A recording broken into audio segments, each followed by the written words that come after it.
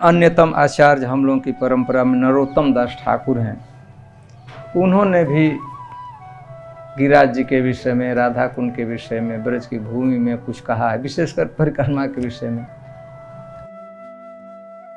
नरोत्तम दास ठाकुर कहते हैं, कबे गोवर्धन गिरी हेरी ब नयन भरी, कबे हवे राधा कुंडे वास, भ्रमिते भ्रमिते कबे ए देह पतन हवे, कहे दीन नरोत्तम दास।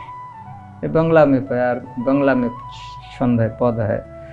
नरोत्तम दास ठाकुर कहते हैं कि हे श्रीमती राधा रानी, हे कृष्ण, मेरा वह सुदिन कब आएगा, मेरा भाग कब उदित होगा कि मैं कबे गोवर्धन गिरी हेरी ब नयन भरी, मैं पूरा आंख भरकर बड़ी प्रशंसा गिरिराज को, मैं कब वह दिन आएगा कि मैं देखूंगा जिस गिरिराज जी को भगवान ने 7 दिवस और 7 रात्रि तक अपने हाथ पर धारण किया था ब्रजवासियों की रक्षा के लिए, इंद्र की वर्षा से उनको बचाने के लिए। तो हे श्रीमती राधा रानी, मेरा सुदिन, मेरा सौभाग्य किस दिन उदित होगा, कब आप कृपा करेंगी मैं गिरिराज जी गोवर्धन को देखूंगा, और कबे हवे राधा कुंडे वास, और वह सुदिन कब उदित होगा कि मुझे राधा कुंड के तट पर निवास करने का अवसर मिलेगा।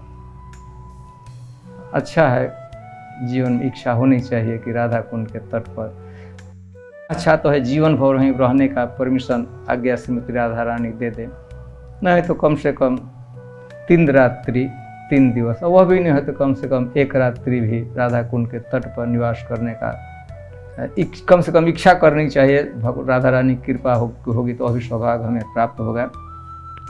और इसके आगे है, यह थोड़ा सा परिक्रमा से आप लोग, खैर आप तो इंटरनेट से परिक्रमा कर रहे हैं, लेकिन अब फिजिकल परिक्रमा के भ्रमिते भ्रमिते कबे ए देह पतन हवे, कहे दीन नरोत्तम दास।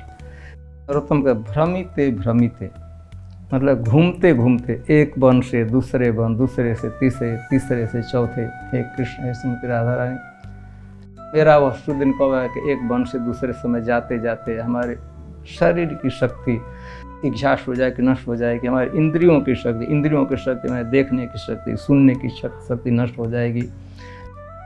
और भ्रमिते भ्रमिते कबे ए देह पतन हो गया, हमारा जो काया है, शरीर है, कब ब्रज भूमि में गिर जाएगा और हमेशा के लिए।